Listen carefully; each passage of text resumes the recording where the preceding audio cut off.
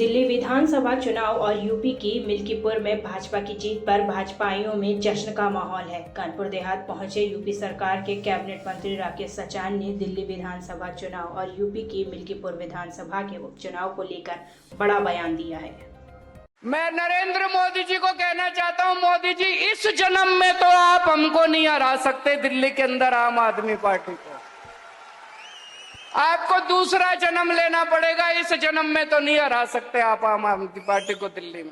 अगर आप रोकने की कोशिश करोगे और फिर सोचोगे मैं दिल्ली जीत लूं, इस जन्म में तो नहीं जीत पाओगे मोदी जी। मैं कह रहा हूं अभी 2025 तो छोड़ो, 2050 का चुनाव भी दिल्ली में नहीं जीत पाओगे, यही आवाज कि दिल्ली चुनाव जीतने के लिए आप पार्टी को हराने के लिए मतलब दूसरा जन्म लेना पड़ेगा। देखिए, अब उनके घमंड सब चूर हो गए। जनता जनार्दन महान है और जनता सब जानती है और जनता समय पर सही फैसले लेती है। दिल्ली को जरूरत थी, दिल्ली के विकास के लिए, दिल्ली की उन्नति के लिए भारतीय जनता पार्टी की, इसीलिए दिल्ली के लोगों ने कमल खिला करके भाजपा को सरकार बनाने का अवसर दिया। मतलब केजरीवाल ने मोदी सरकार की योजनाओं को दिल्ली में लागू नहीं किया, तो क्या ये भी वजह माना जा सकता है? देखिए, केजरीवाल अन्ना हजारे के आंदोलन से पैदा हुए थे और उन्होंने उस समय जनता के बीच में जाकर के एक ऐसा माहौल था कांग्रेस के खिलाफ, तो उन्होंने जनता का तमाम सारे सपने दिखा करके विश्वास लूटने में कामयाब रहे और उन्होंने सरकार बना दी। लेकिन जो जनता के हितों के लिए फैसले लेने चाहिए या जनता के लिए जो काम करना चाहिए, वो उनको 12 साल का अवसर मिला। बेवकूफ़ बनाने के अलावा कोई उन्होंने काम नहीं किया। तमाम तरीके से भ्रष्टाचार में सरकार लिप्त रही, तमाम तरीके से सरकार के मंत्री जेल गए और जेल में आज भी कोर्ट में केस विचाराधीन है। तो निश्चित तौर पर दिल्ली की जनता ये जान रही थी कि केजरीवाल सिर्फ बेवकूफ़ बना रहे हैं, इनसे जनता का भला होने वाला नहीं है।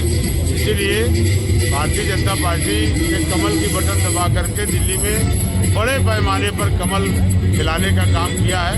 आपके माध्यम से दिल्ली वासियों को और अपने उत्तर प्रदेश में जो हमारी एक बड़ी महत्वाकांक्षी सीट का चुनाव हो रहा था, हमारे पूरे अपने अयोध्या वासियों को मैं बधाई देता हूं।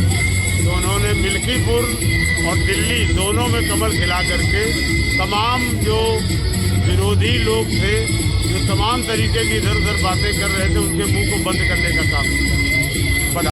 भाजपा की सरकार फिर से काफ़ी दिन बाद जो है बनी है, काफ़ी समय लगा, क्या कहेंगे? देखिए, वो तो बनना ही था।